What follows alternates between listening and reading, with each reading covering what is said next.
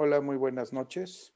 Bienvenidos todos a la primera sesión mensual de la gestión 2020 de 2021 de la Asociación Mexicana de Gastroenterología.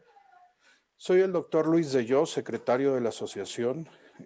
A nombre del doctor Marco Antonio Lira Pedrín, queremos darles la bienvenida a esta sesión. Las sesiones este año tienen una variante a comparación de los años previos. ¿Por qué? Porque el doctor Lira y la mesa directiva ha querido hacer un cambio en las mismas y se ha querido incluir a las asociaciones de los diferentes estados para que se coordine en conjunto con la Asociación Mexicana de Gastroenterología estas sesiones. Esta primera sesión estará a cargo de la Sociedad de Gastroenterología del Estado de Hidalgo y el coordinador general de las sesiones durante todo el año es el doctor Oscar Teramoto. Nuevamente, bienvenidos. Esperemos que el programa que hemos trabajado para ustedes durante todo el año sea de su agrado y que sobre todo lo compartan y que estén en contacto con todos nosotros. Le cedo la palabra al doctor Teramoto para dar inicio a la sesión. Muchas gracias, Luis y yo. Y gracias a todos los que están conectados. Es un gusto poder estar con ustedes y es un gusto poder iniciar estas pláticas con el Estado de Hidalgo. La Sociedad del Estado de Gastroenterología del Estado de Hidalgo ha preparado una sesión especial sobre hepatitis B. Hoy nos va a acompañar el presidente, el doctor Raúl Contreras Omaña, quien además de ser especialista en gastroenterología y hepatología, es investigador clínico, investigador en jefe del Centro de Estudios de Investigación en Enfermedades Hepáticas y Toxicológicas, ahí en Hidalgo. Es catedrático de la Escuela de Medicina de la Universidad Autónoma del Estado de Hidalgo y él nos va a presentar un caso clínico y además nos va a hablar sobre actualidades en epidemiología y tratamiento de hepatitis B. ¿Qué nos falta por conocer en México? Y además tenemos un segundo ponente, que además de ser un buen amigo de todos nosotros, él emigró. El doctor Marco Antonio Olivera Martínez, quien es hoy día profesor adjunto de medicina del Departamento de Medicina Interna en la sección de gastroenterología y hepatología de la Universidad de Nebraska Medical Center, en Lincoln, New England, en Estados Unidos. Trabaja en la clínica de hígado y trasplante hepático y él, pues, así como lo decimos, es un honor poder contar con él y gracias a la tecnología estamos con nosotros.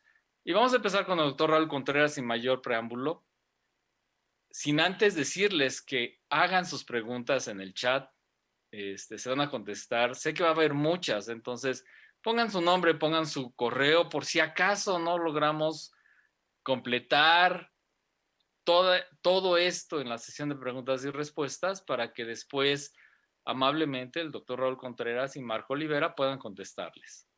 Adelante, doctor Raúl Contreras.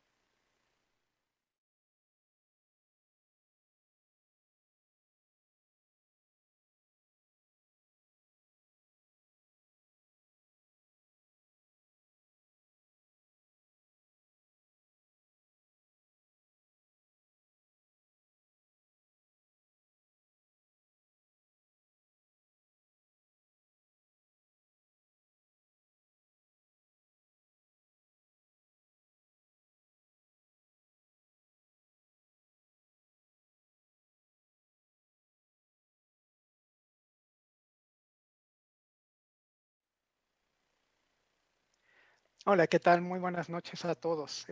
Para la Sociedad de Gastroenterología del Estado de Hidalgo es un verdadero honor empezar estas sesiones mensuales conjuntas con la Asociación Mexicana de Gastroenterología, un honor que nos brinda el doctor Marco Lira.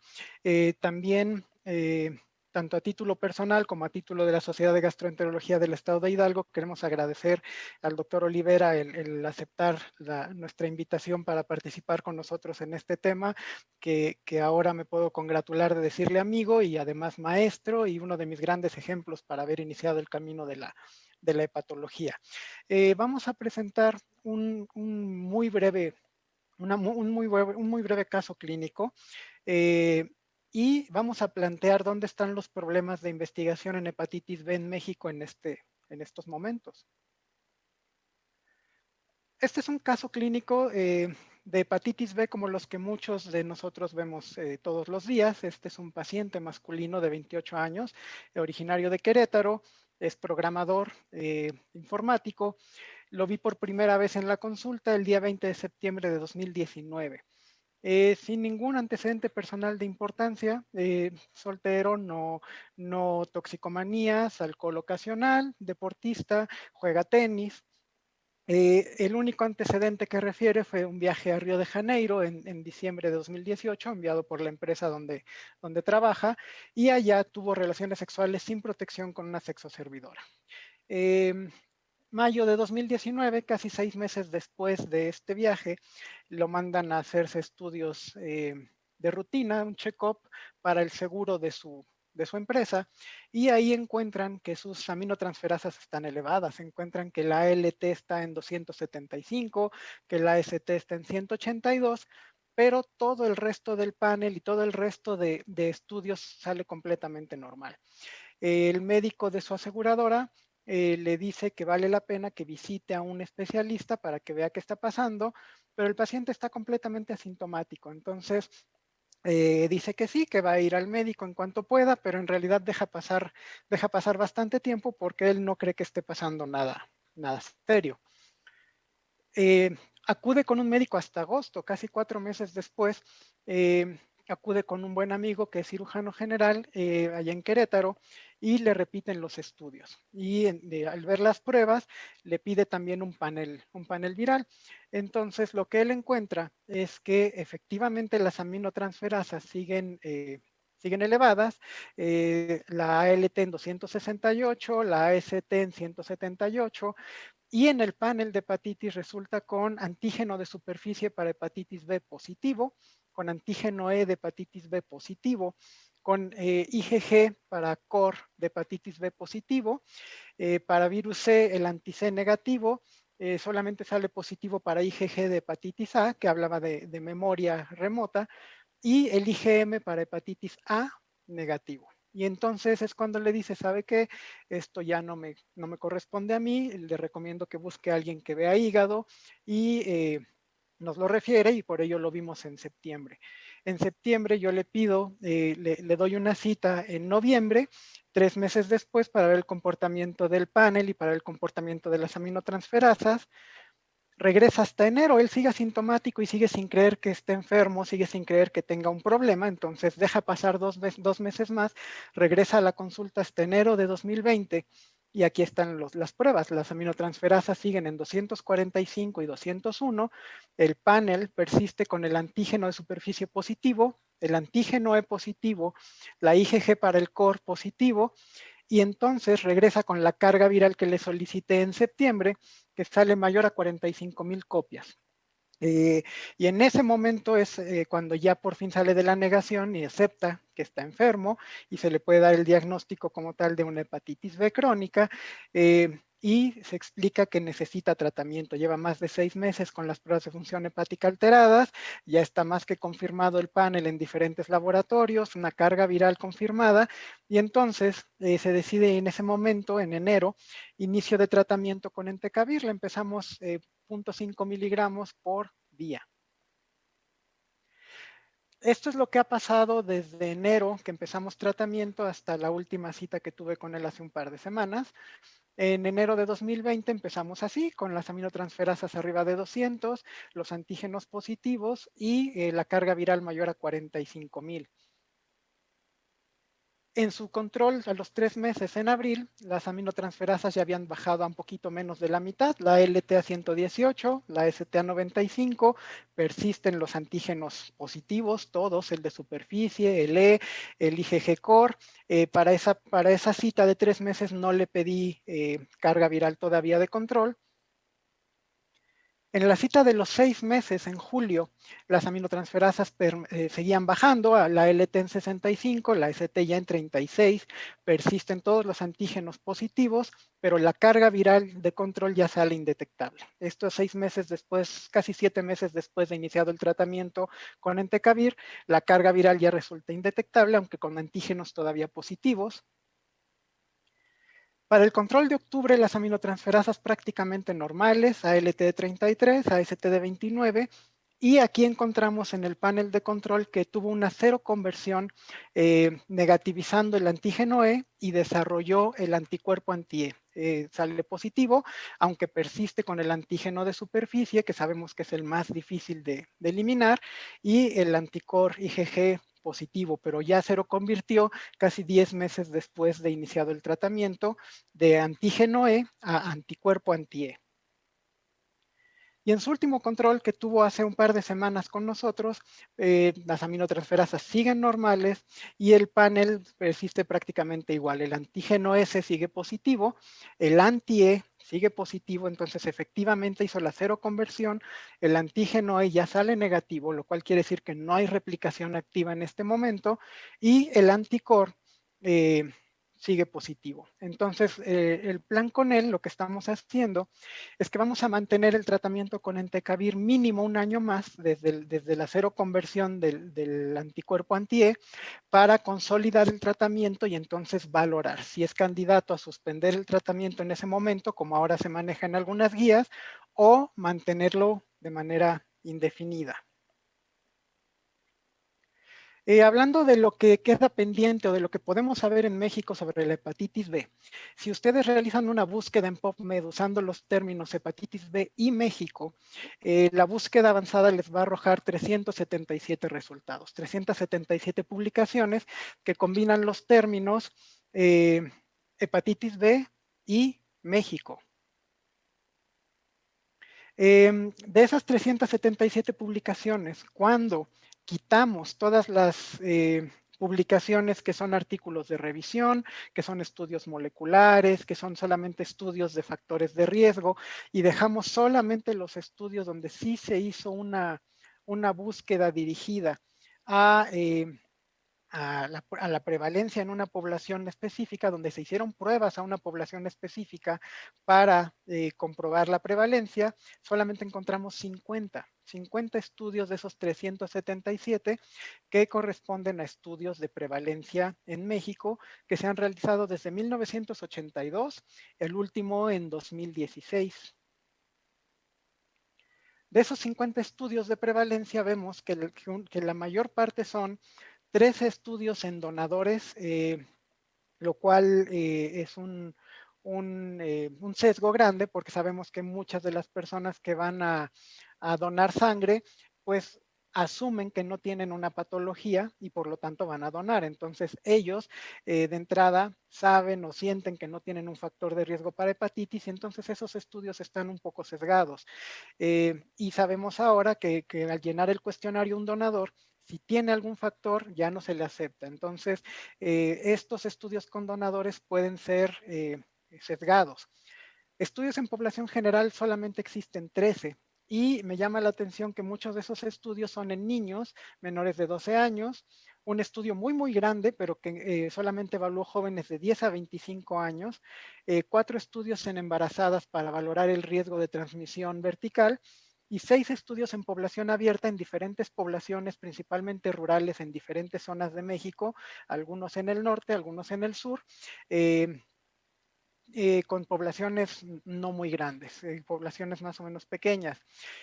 La mayor parte de los estudios son dirigidos a poblaciones de riesgo. Son 19 estudios que se hicieron en individuos en prisiones, en hospitales psiquiátricos, pacientes en hemodiálisis, en nahuas y huicholes que se sabe que tienen un riesgo incrementado contra el resto de la población, pacientes coinfectados con VIH, en multitransfundidos, en pacientes con hepatopatías crónicas y en sexoservidores. Pero estos estudios adolecen la mayoría de ellos de muestras muy pequeñas y de ser unicéntricos.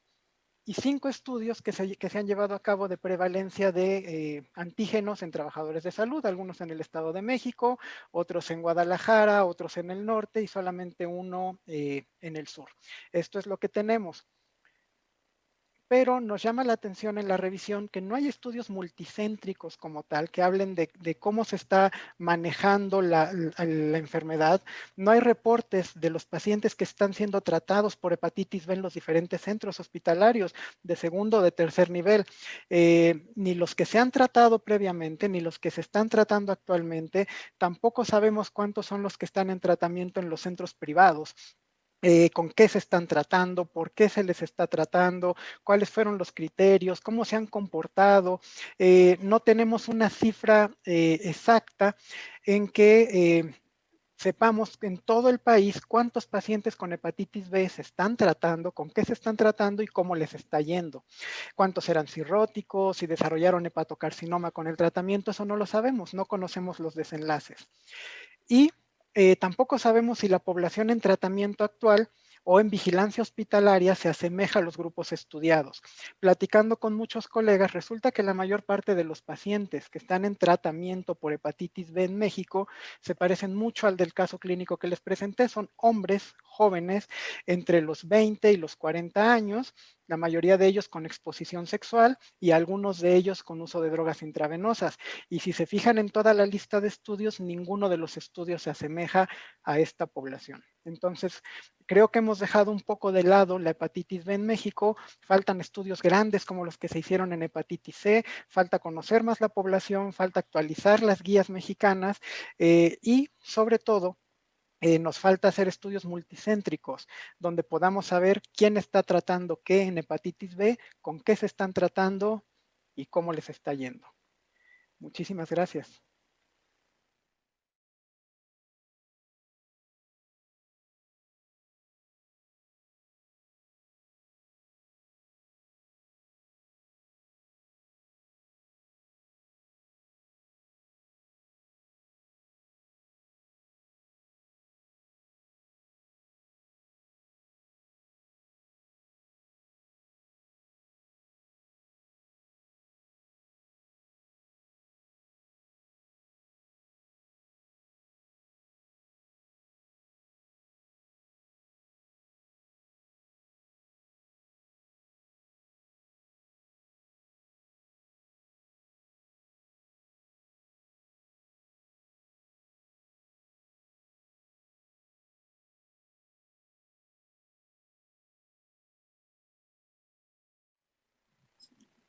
Buenas noches a todos.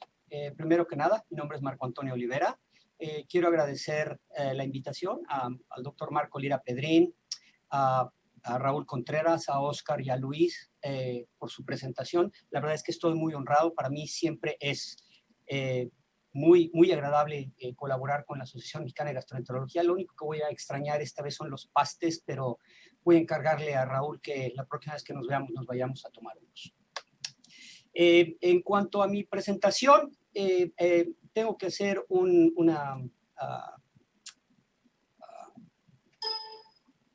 tengo que hacer aquí un ajuste porque no está avanzando. Ahí está. Tengo que hacer mi declaración de conflicto de intereses. Esta presentación la pueden ver ustedes gratuitamente en HS Talks. Como pueden ver, dura 32 minutos. Esta es la liga que la pueden copiar para acceder a la presentación original. La presentación original está en inglés. Esta es modificada y lo único es que muchas de las diapositivas que voy a ocupar tienen copyright, entonces pueden verla, pero muchas de ellas no se pueden copiar. Lo primero que quiero hablar es de las generalidades del virus de la hepatitis B. Ya Raúl dio una muy buena semblanza de cómo están las cosas en lo que respecta a investigación en México.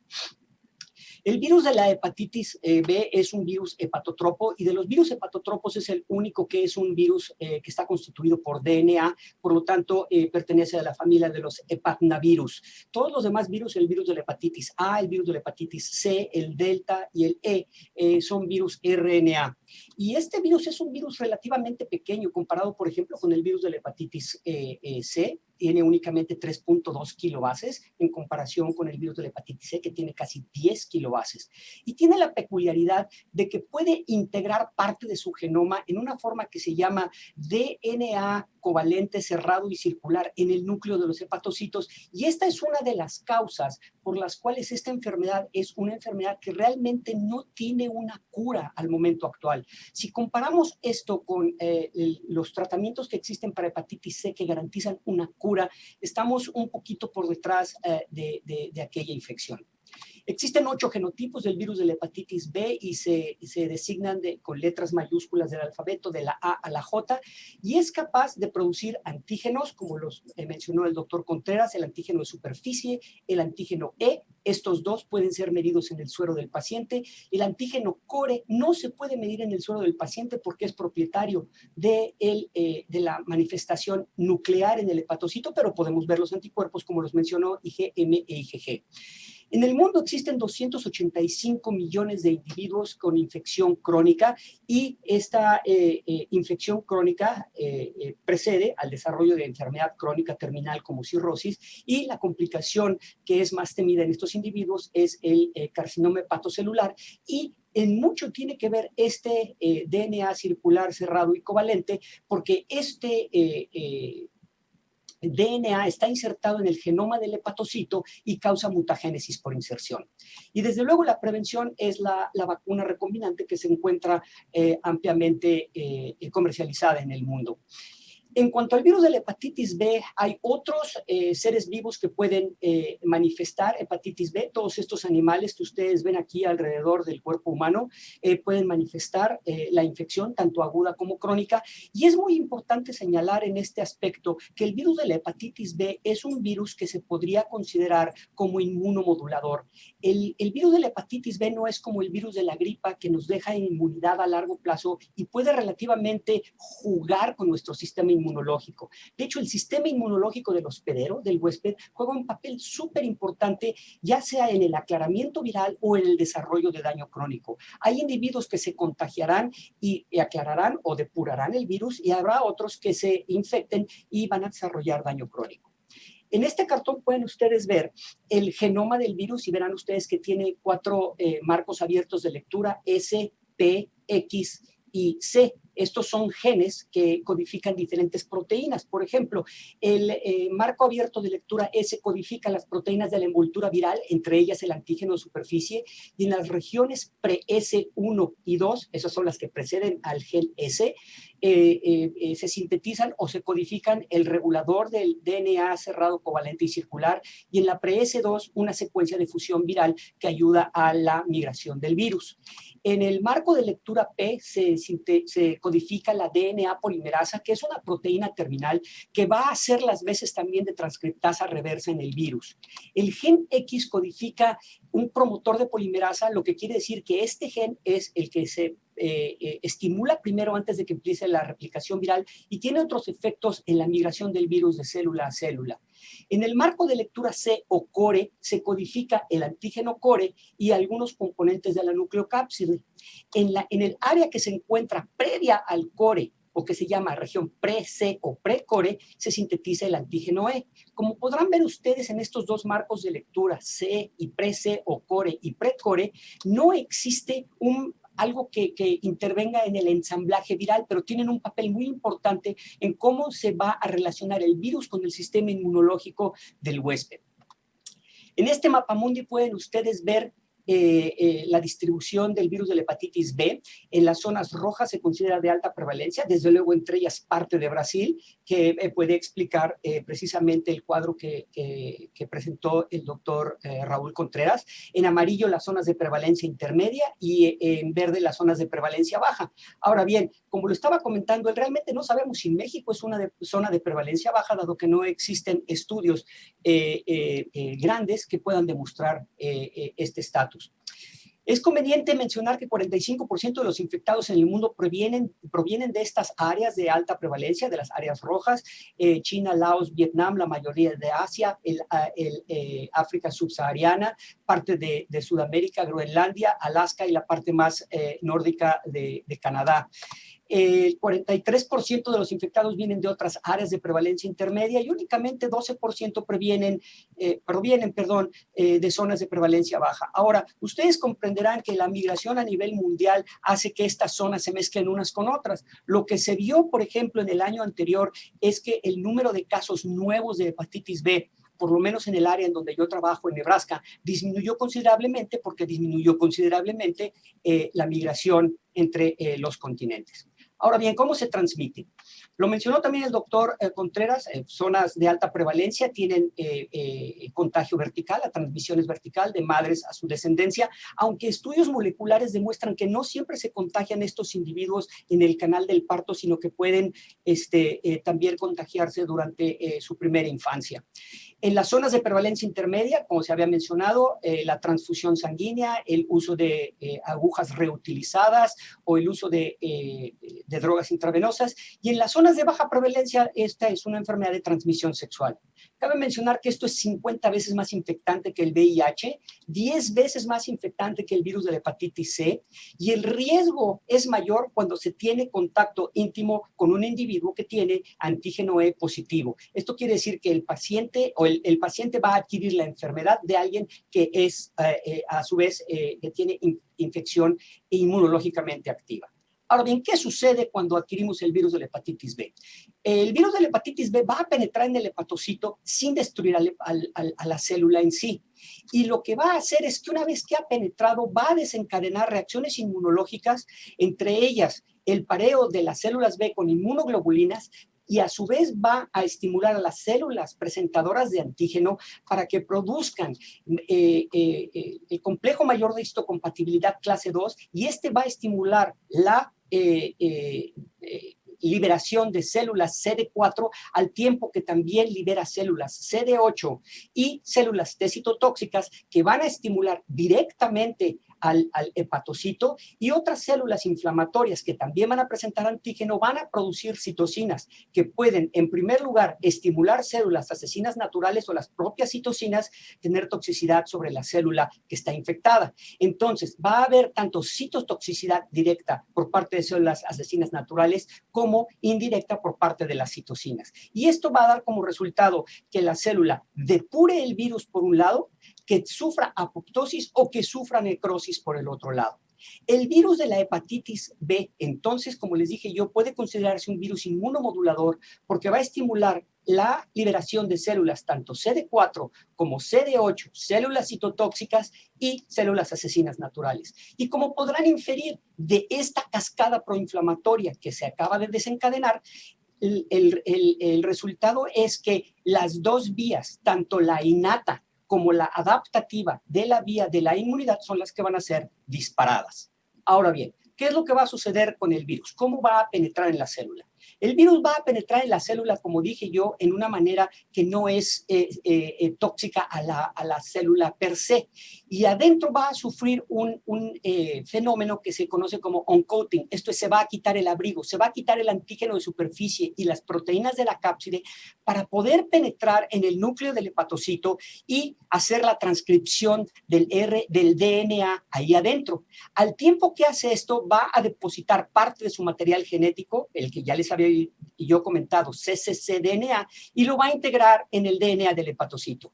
Una vez que se transcribe, va a salir del núcleo del hepatocito, se le va a retirar el RNA pregenómico, se va a reensamblar y a través del retículo endoplásmico va a exocitarse básicamente de la célula y va a pasar a la circulación, bien para parasitar otro hepatocito o para penetrar de nuevo en este mismo y tener su ciclo de nueva cuenta. Ahora bien, ¿qué es lo que tenemos a la mano para tratar? Nosotros podemos bloquear estas dos áreas en donde es la reformación de la cápside y remover el material pregenómico, y aquí es en donde entran los análogos nucleósidos y nucleótidos.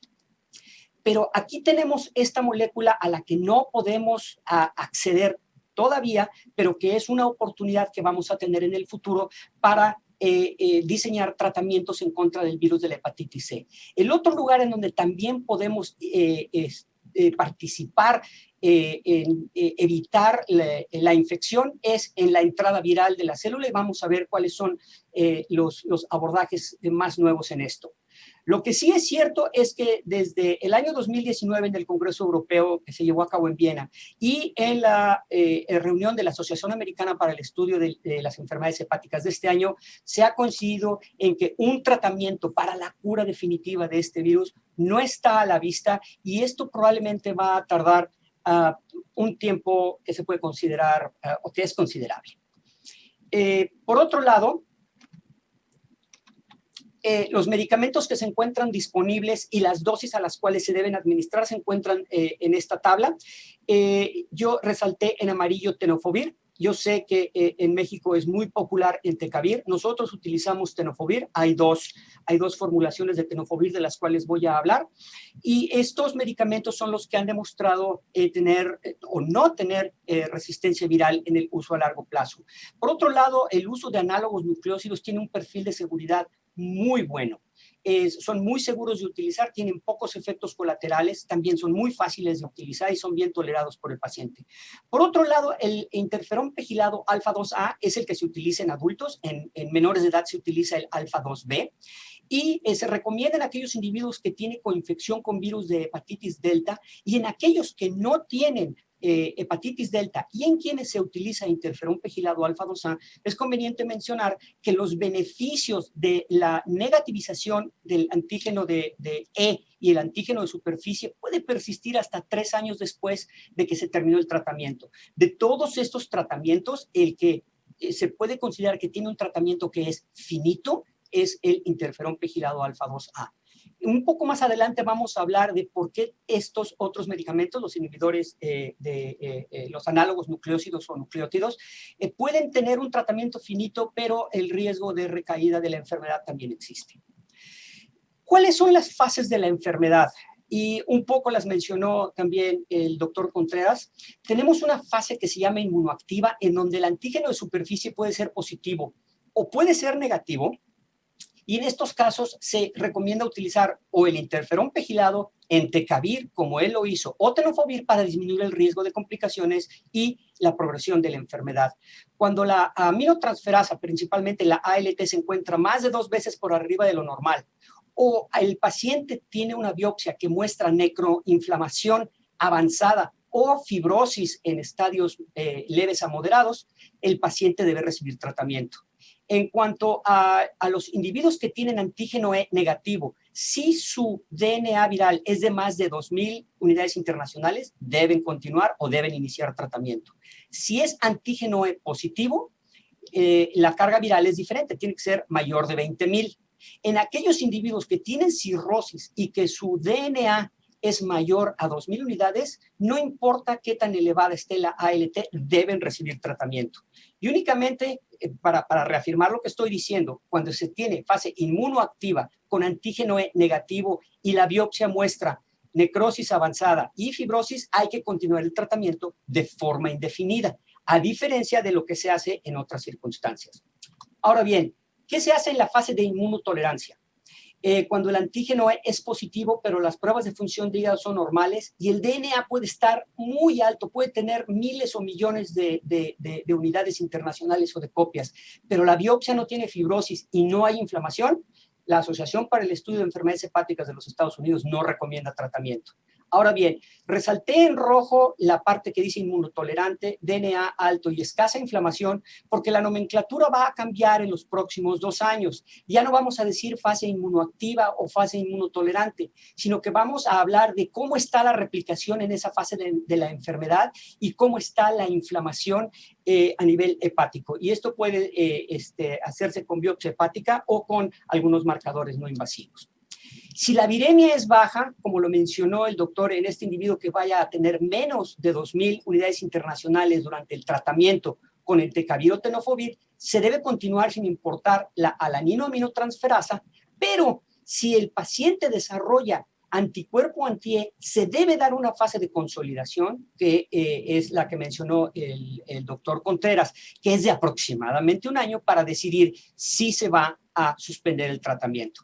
Ahora, con el cambio de nomenclatura y cuando no hablemos de inmunoactivo o inmunotolerante, vamos a tener que utilizar también una nomenclatura diferente para lo que es la cura. Y existen ahora los términos de cura funcional y cura biológica, refiriéndose a las pruebas de función de hígado y a la replicación viral. Ahora bien, ¿cuáles son los algoritmos de tratamiento para estos individuos? Cuando el paciente tiene antígeno E positivo y antígeno de superficie positivo, si su carga viral es de más de 20,000 unidades y la alaninoaminotransferasa está más de 2 veces por arriba de lo normal, lo que se recomienda es tratar. Si la alaninoaminotransferasa es normal y el DNA es mayor de 20,000, no se debe tratar, pero se debe monitorizar, como lo especifica la diapositiva. Ahora bien, si la ALT está elevada, pero no más de 2 veces por arriba de lo normal, y el DNA es de más de 20,000, podemos seguir vigilando al paciente, y si es entre 2,000 y 20,000, puede representar seroconversión. A lo mejor el paciente ya viene de bajada. Entonces tenemos que monitorizar cada 3 a 6 meses, como lo está haciendo el doctor Contreras con su paciente. Y este es el mismo caso en aquellos individuos a quienes ya les dimos tratamiento. Ahora bien, resalté antígeno de E positivo y el tratamiento porque quiero que presten atención a la carga viral. En el caso de aquellos individuos que tienen antígeno E negativo y la alaninoaminotransferasa está elevada más de 2 veces por arriba de lo normal, la carga viral en la que ustedes tienen que considerar dar tratamiento es de 2,000 unidades internacionales. El resto de los pacientes puede continuar sin tratamiento y monitorización, de nuevo, como lo especifica esta diapositiva. Ahora bien, ¿cuál es el uso y expectativas, por ejemplo, del interferón pegilado? El interferón pegilado se va a utilizar, como les dije yo, en forma finita, 48 semanas, y lo que esperamos en aquellos individuos que tienen antígeno E es que se lo conviertan alrededor del 30%, si el DNA fue menor de 20,000 unidades. Que la ALT se normalice en aproximadamente 40% y que presenten anticuerpo antiantígeno de superficie menos del 10%. Ahora bien, si el antígeno E es negativo cuando se dio el tratamiento con interferón, van a seroconvertir a anticuerpo anti-E alrededor del 40% si el DNA fue menor de 20,000 unidades. La normalización de las aminotransferasas se dará en casi el 60% y el anticuerpo antiantígeno de superficie se presentará en aproximadamente 10% de estos individuos. Y como les dije, aunque únicamente el tratamiento dure 48 semanas, sus beneficios inmunológicos se verán hasta 3 años después de haber suspendido el tratamiento.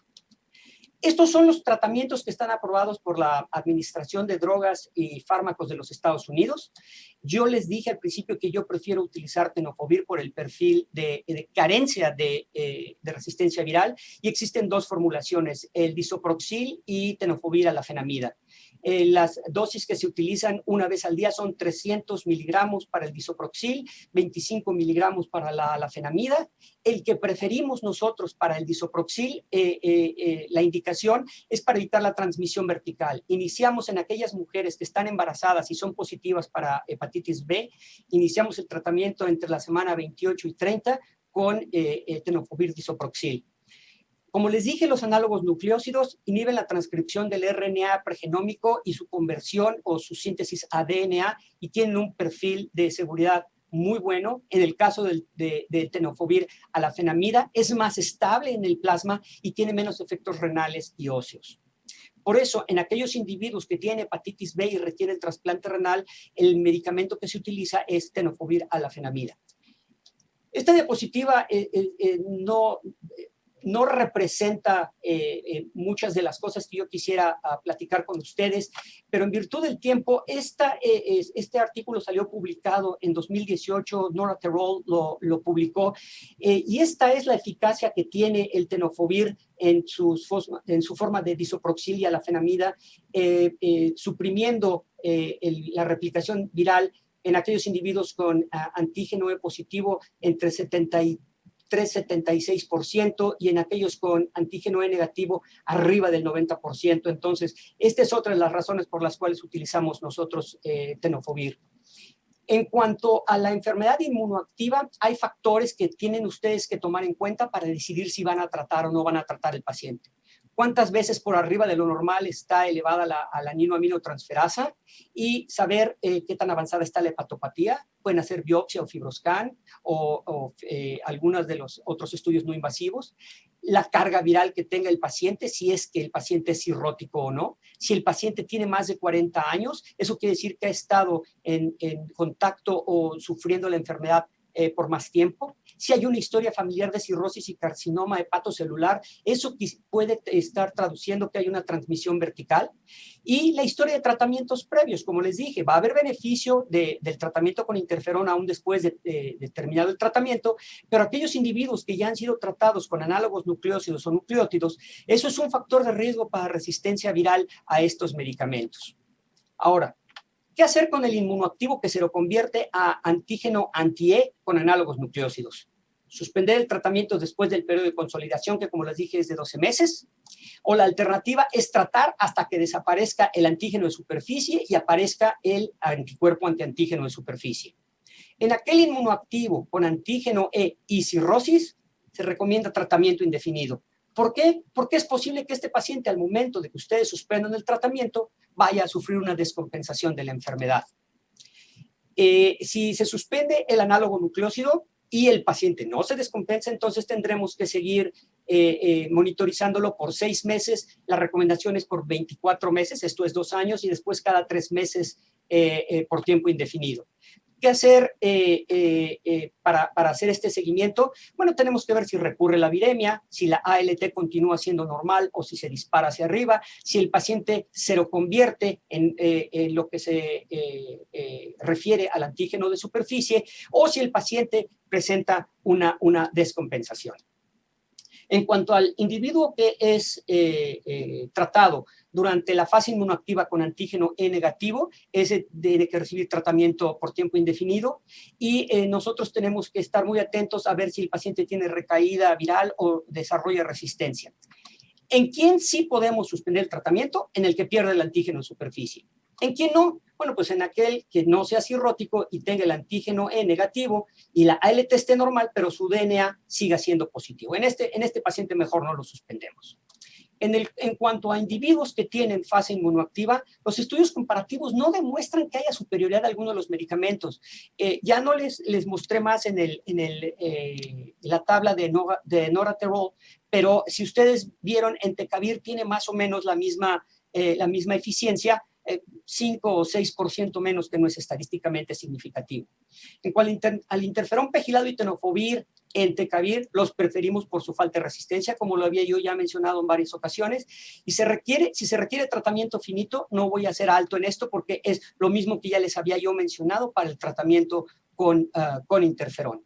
Ahora bien, en aquellos que están en fase inmunotolerante, como les comenté, no se recomienda tratamiento, aunque la ALT debe continuar monitorizándose cada 6 meses. Estos son los valores para pacientes norteamericanos. Los pacientes mexicanos tienen unos valores de referencia diferentes y hay que tratar si el paciente, como les mencioné yo, es mayor de 40 años, tiene la ALT normal, pero tiene una carga viral alta.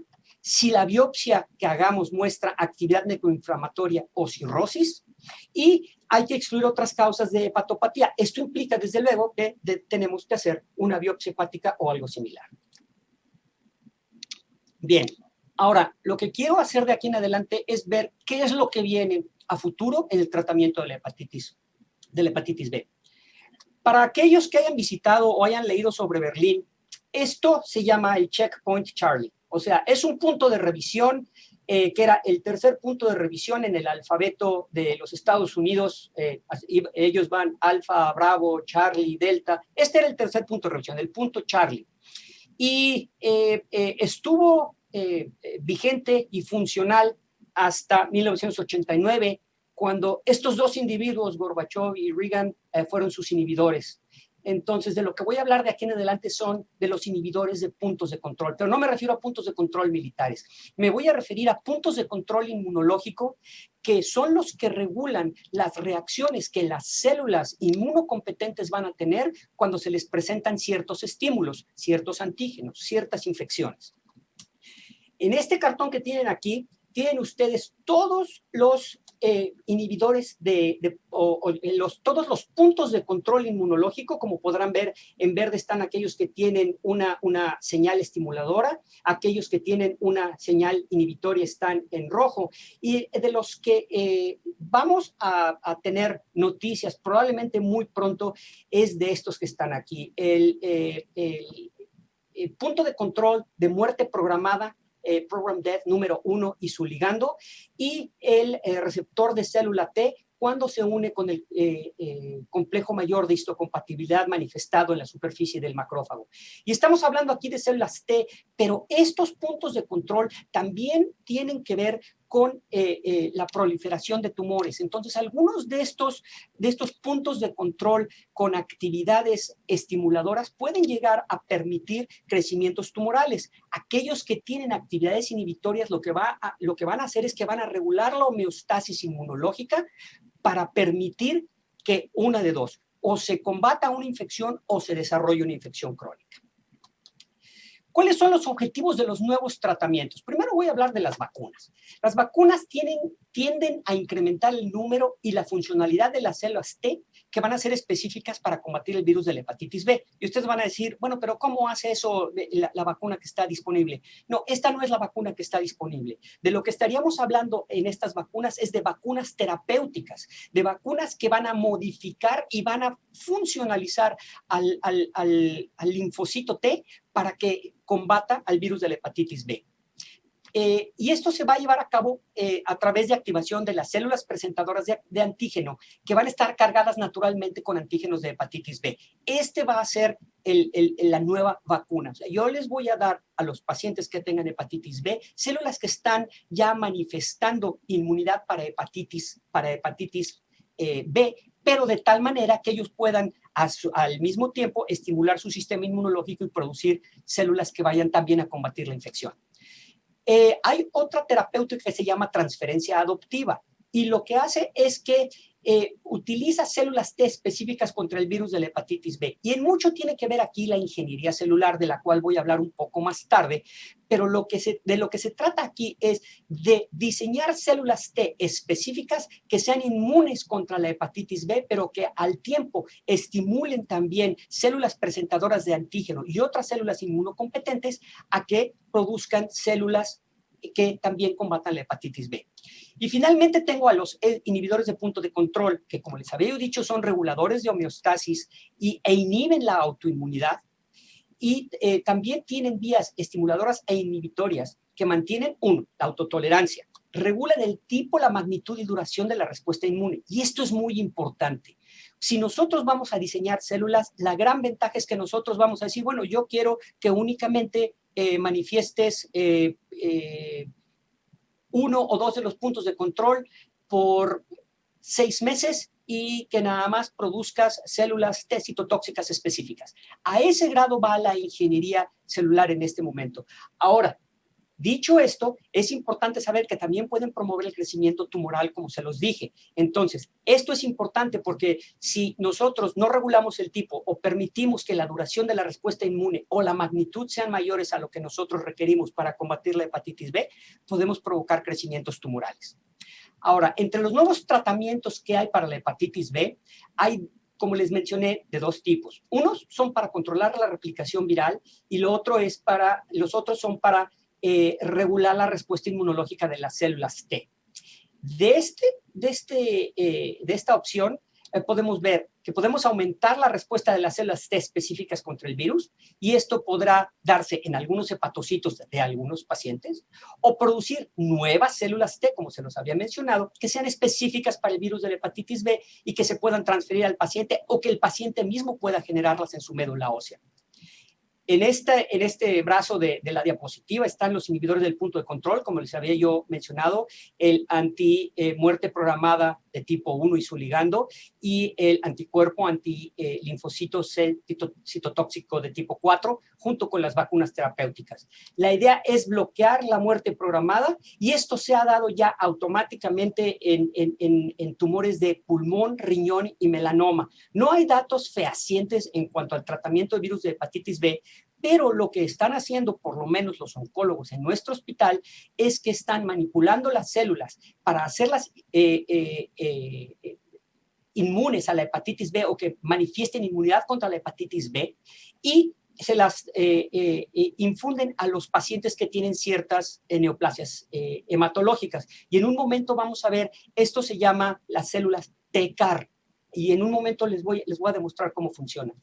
Esta diapositiva es otra tabla y lo único que quiero mostrarles aquí es que existen tratamientos futuros que se ocupan de los receptores similares a los de pH tipo 7, tipo 8, los inhibidores de punto de control de muerte programada, vacunas terapéuticas y las células TCAR de las que les estoy hablando.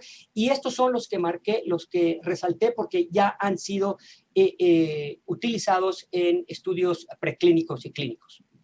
De esta diapositiva, una estrategia inmunológica para la cura funcional de la hepatitis B, quiero que presten atención al panel B. ¿Qué es lo que pasa en la infección crónica con virus de la hepatitis B?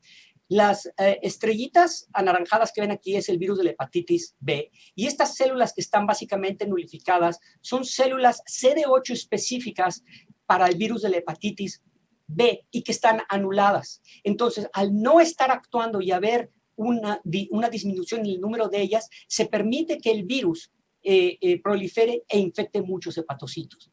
En tanto que cuando se resuelve la enfermedad, lo que va a proliferar son células T citotóxicas, que lo que van a hacer es prevenir que aquellos hepatocitos que están infectados, uno, proliferen y dos, que liberen al virus de la hepatitis B. Esto es lo que se está haciendo en estos momentos con mucha mayor actividad a nivel de tratamiento de hepatitis B. Y lo que les había yo mencionado, las células TCAR, son células a las que se les ha practicado ingeniería celular y en donde se combina el receptor de las células T, el TCR, con el receptor antigénico quimérico. Y esto lo que hace al combinarse es que en la superficie del virus se van a manifestar epitopes de sustancias que van a inhibir la proliferación viral y estas células se van a designar como propiamente citotóxicas en contra, en este caso, de hepatitis B. Pero se puede manipular de forma tal que la célula TCAR puede ser contra hepatitis B o contra un tumor sólido o contra una neoplasia de la médula ósea. Este es el nivel al que estamos trabajando ahora.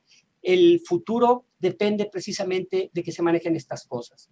¿Qué otras cosas hay a futuro? Ya les había yo enseñado esta diapositiva y les había enseñado yo que tenemos la facultad en este momento de utilizar análogos nucleósidos y nucleótidos para no permitir que el material pregenómico se constituya en DNA y el virus salga de la célula, pero les había yo comentado que esta es otra oportunidad.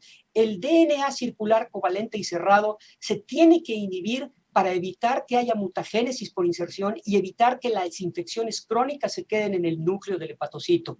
Y para esto hay actualmente teorías y algunas sustancias que se están utilizando para la degradación de este DNA y se está utilizando ingeniería genética para la edición genómica a través de nucleasas activadoras de la transcripción o de los receptores de transcripción. Y como les había yo mencionado para concluir mi plática, es que la entrada viral puede también inhibirse con algunas sustancias, principalmente inhibiendo el polipéptido cotransportador de sodio taurocolato o bien diseñando anticuerpos monoclonales anti-S1 o anti-pre-S que evitarán que exista el oncoating del virus y esto va a evitar que pueda penetrar en el núcleo de la célula.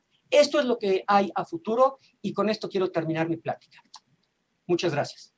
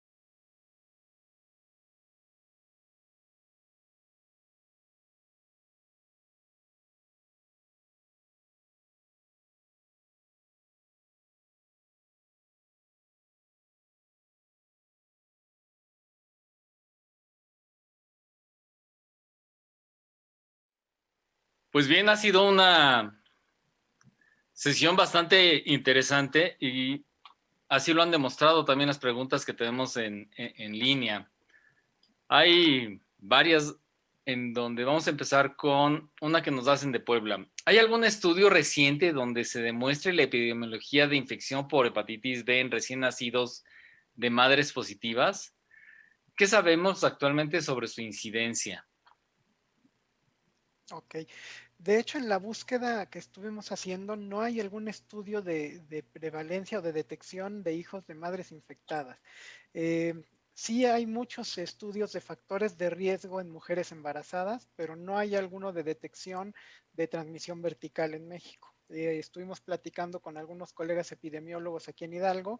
Creo que vale la pena hacer uno de ese tipo para seguir respaldando la aplicación de la vacuna neonatal. Entonces, no, en la búsqueda que pusimos ahí en PubMed, ninguno se dedica a transmisión vertical en México. No, ok. María Rocío de Guanajuato nos pregunta, doctora Maña, buenas noches. Mi pregunta es si este paciente podría ser candidato a Bemlidi-TAF. Ok, sí, como lo comentó el doctor Olivera, sí, el tenofovir a la fenamida es una buena opción, es más nuevo, pero la verdad es que este paciente como él comentó también en su charla, no existe gran diferencia en la eficacia de los diferentes análogos nucleótidos y nucleósidos, y entecavir tiene una buena barrera también de mutación, es fácil de conseguir aquí en México todavía, el costo es un poco menor al del tenofovir, a la fenamida, que es un medicamento nuevo, que es más costoso, y en general la respuesta clínica es muy buena. Sí podría haber sido candidato, obviamente, a tenofovir, tanto a tenofovir dipovoxil como a la fenamida, pero también entecavir es más fácil de conseguir en México, entonces creo que le ha ido muy bien con entecavir. Ahí a mí sí me gustaría hacer una precisión. Yo creo que tenemos que utilizar, número uno, estamos obligados a ofrecerles el mejor tratamiento. Pero número dos, también tenemos que ver que no se vayan a la bancarrota. Hay países en donde utilizar entecavir o tenofovir es prohibitivo. Algunos países de Sudamérica y Perú es una área de alta prevalencia de hepatitis B y ellos no tienen otra más que empezar a utilizar adefovir y en muchas áreas de Perú todavía se utiliza la mibudina. Y la mibudina tiene un buen perfil de negativización, pero lo que pasa es que tiene una prevalencia de desarrollo de resistencia muy alto a 3 y 6 años. Pero de acuerdo con Raúl en que lo que se tenga a mano, cualquiera de los análogos nucleósidos, nucleótidos, es apropiado utilizarlo. Si el paciente puede pagar tenofovir, vamos, pues tenofovir, ¿no? Completamente de acuerdo. Ahora, hay una pregunta relacionada de Michoacán, pero bueno, va así. En su experiencia, aparte de los medicamentos que recomiendan, ¿continúa indicándose la dieta hipercalórica y por cuánto tiempo? No. La dieta hipercalórica no se recomienda porque no tiene ningún efecto terapéutico, a menos que haya algo nuevo que yo no sepa, pero la dieta hipercalórica se recomienda en los individuos con hepatitis aguda, pero no tiene ningún beneficio terapéutico. Se recomienda porque el paciente que tiene una hepatitis viral aguda tiene disgeusia por la hiperbilirrubinemia que tiene mucha náusea y va a estar vomitando. Entonces, los carbohidratos son lo que mejor le sienta a esos pacientes porque proteínas y grasas las va a vomitar o le van a causar muchos síntomas. Pero dieta, ningún beneficio terapéutico que yo sepa, Raúl. No, de hecho, sabía lo mismo, que se usa más que otra cosa por la tolerancia y para que no hagan una hipoglucemia por el vómito y la pobre tolerancia a la vía oral que tienen, pero es de manera transitoria. En las hepatitis crónicas realmente no tiene papel. De acuerdo. Bien, de Jalisco viene una pregunta, dice, si el paciente en cuestión hubiera detectado que el contacto era de riesgo, ¿qué tratamiento profiláctico de elección debería haber recibido para evitar el desarrollo de hepatitis B? Es una pregunta interesante porque en realidad este paciente, un paciente que tiene un contacto directo de riesgo, las primeras semanas ya desarrolla infección. Entonces, más bien la profilaxis es para un paciente que se va a exponer a un riesgo y entonces ahí se le trata de dar, como por ejemplo los recién nacidos de madres infectadas que se les pone inmunoglobulina hiperinmune, todo esto, pero en un paciente ya expuesto, adulto, realmente no existe como tal una indicación de profilaxis si ya hubo un contagio. Es muy difícil. En este paciente ya habían pasado 6 meses. La mayoría de los casos son así, asintomáticos, de detección tardía, y la profilaxis no funciona. La única prevención que se maneja a nivel mundial pues es la vacunación. De hecho, en aquellos individuos que son hombres teniendo sexo con hombres, la profilaxis que se da para VIH tiene tenofovir también, pero es muy específico que el paciente que la va a recibir tiene que estar libre de las dos infecciones como profilaxis. Esto es antes de que se entre en contacto. Pero de acuerdo con Raúl, una vez que ya se tuvo el contacto, el paciente está infectado, ya no hay nada que hacer. Perfecto. Vamos en línea. El paciente embarazado. En paciente embarazada, cuando iniciamos tratamiento, ¿en qué semana se empieza el tratamiento y hasta cuándo se da o cuándo se suspende? Normalmente nosotros lo empezamos entre la semana 28 y 30 y lo continuamos ya una vez que la mujer está recibiendo el tratamiento, seguimos los lineamientos que les expliqué. Si en algún momento se lo convierte, le damos por un año más y lo suspendemos. Ahora, dicho esto, esas son las guías de tratamiento. Nosotros, y creo que todos lo hemos visto, suspender el tratamiento es un poquito echar un volado porque el paciente puede recurrir precisamente, aunque haya seroconvertido, tiene ese DNA circular cerrado y covalente en el núcleo de los hepatocitos, que es la fuente de reinfecciones, o que les llamamos reinfecciones, en inglés les llaman breakthroughs, que el paciente vuelve a manifestar replicación viral, pero proviene de ese DNA que no estamos tratando. Muy bien. Oye, ¿y qué hay sobre la historia natural de infección por virus de hepatitis B y la esteatopatitis no alcohólica? ¿Existe alguna relación? ¿Hay algo que tomar en cuenta? Y esta pregunta viene de Veracruz. Raúl, ¿quieres empezar con esa?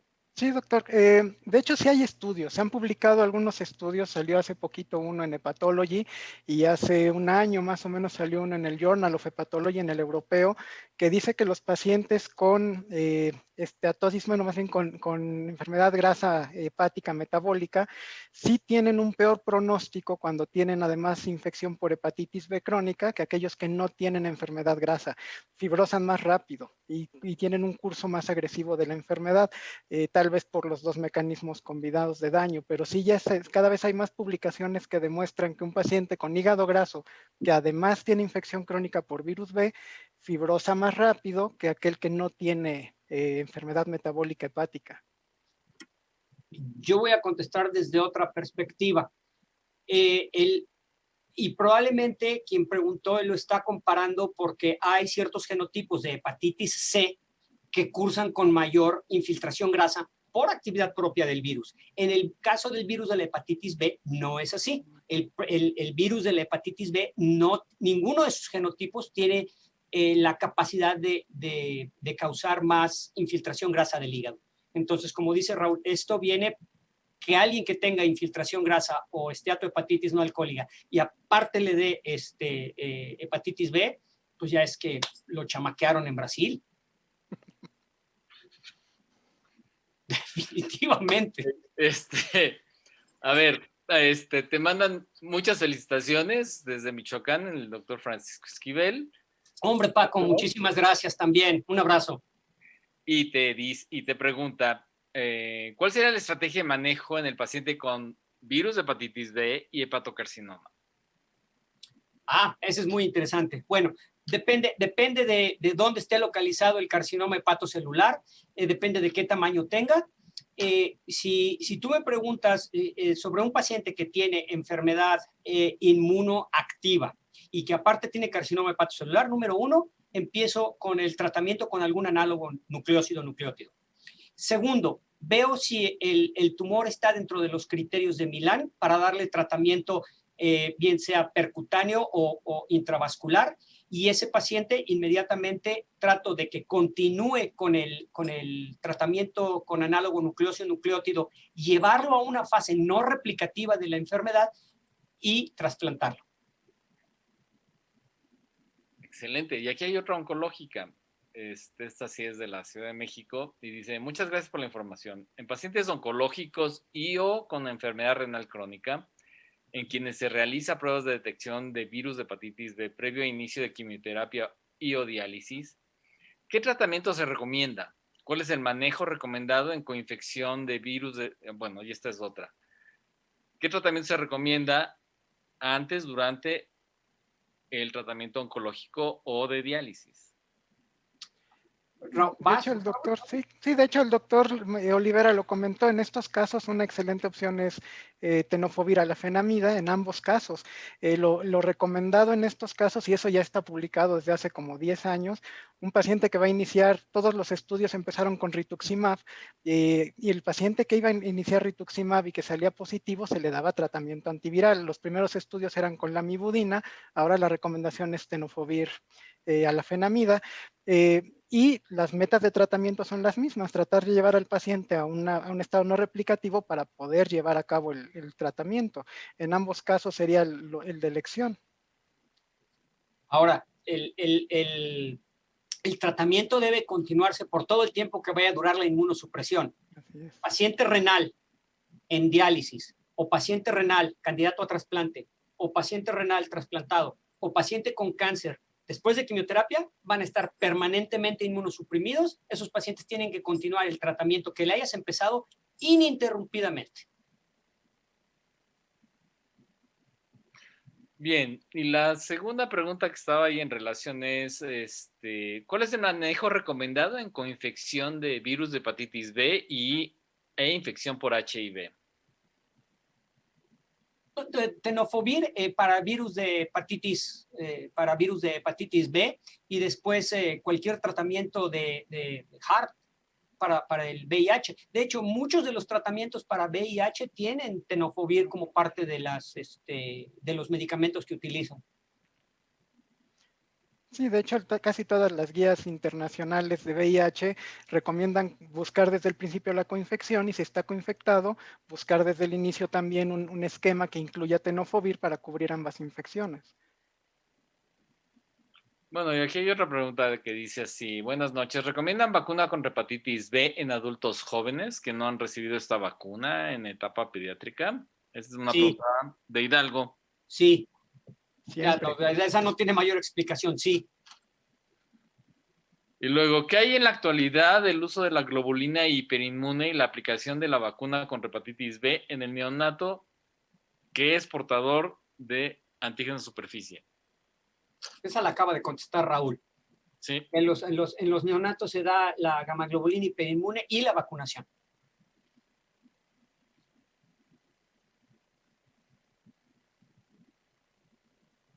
Bien, esta viene de Tabasco, primero los felicitan y dice, Marco, ¿cómo se ha pensado parar la acción de las células T antigénicas? Bueno, eso tiene mucho que ver con lo que estaba yo platicando de ingeniería celular.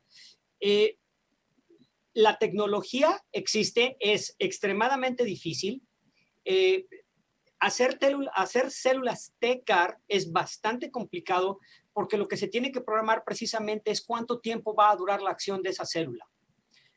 Si no sabes cuánto va a durar la acción de esa célula, lo recomendable es no utilizarla, porque como va a estar dirigida a esos puntos de control, si tú inhibes en forma más prolongada de lo que tú requieres un punto de control inmunológico, puedes desencadenar otras reacciones. Así, a ciencia cierta, no tengo una respuesta de cómo se va a hacer, pero sé que existe la tecnología para hacer que una célula, por ejemplo, las T-CAR, estén activas durante un determinado tiempo. En el caso, por ejemplo, de los individuos que reciben células T-CAR para enfermedades hematológicas, se calcula que tiene que durar la inhibición del punto de control 6 semanas. Y después de las 6 semanas, ves esa actividad la actividad de la célula T disminuye, pero de súbito. Y ese es el tiempo para darle la siguiente dosis de células T-CAR. Entonces, tú los puedes manipular para que funcione el tiempo que tú quieras. Sí, ya estamos casi en tiempo y ya me están corriendo, pero bueno, hay una última pregunta. ¿Qué experiencia o qué han visto que sucede con los pacientes con virus de hepatitis B y se infectan con COVID? ¿Les va peor, les va mejor o cómo les va? Yo tengo que decir que no tengo experiencia, no me ha tocado ver alguno. No les va muy diferente de cómo le va al resto de la población. Vas a ver como 45 a 70% de ellos van a estar asintomáticos, perderán olfato, perderán gusto o tendrán un cuadro gripal, y el resto, el otro 55 a 60% va a tener alguna enfermedad un poco más grave. Algunos necesitarán hospitalización, otros necesitarán ventilación, pero no parece ser que haya un fenómeno de combinación viral que les vaya peor. Desde luego, si tú me pones un paciente con hepatitis B cirrótico Child C con un MEL de 35, seguro se muere. Si no se muere del COVID, se muere del hígado. Bueno, eso sí. Pues, antes que nada, quiero agradecerles, pues, la ponencia. Creo que las preguntas siguen y sí les hacemos la petición de que pongan su correo para que puedan ser contestadas posteriormente. Pero bueno, en cuestión de tiempo, quiero ceder ya, bueno, primero agradecerles, Raúl, Marco, creo que estuvimos de gala y les agradezco la oportunidad de poder escucharlos. Y sin más que felicitarlos, le doy la palabra a Luis de Yo, porque creo que es importante que nos dé las últimas palabras.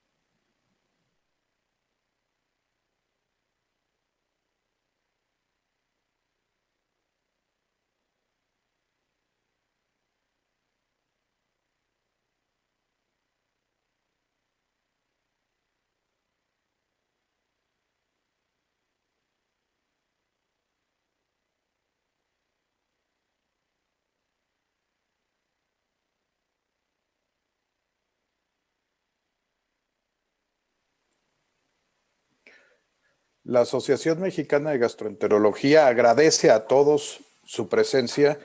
Los invitamos a nuestra próxima sesión mensual que estará a cargo del estado de Veracruz el próximo 25 de febrero. Y en nombre del doctor Marco Antonio Lira, nuestro presidente, queremos agradecer sobre todo a nuestros ponentes de excelente calidad, y nos ponen la vara muy alta para las próximas sesiones. Muchísimas gracias, muy buenas noches a todos.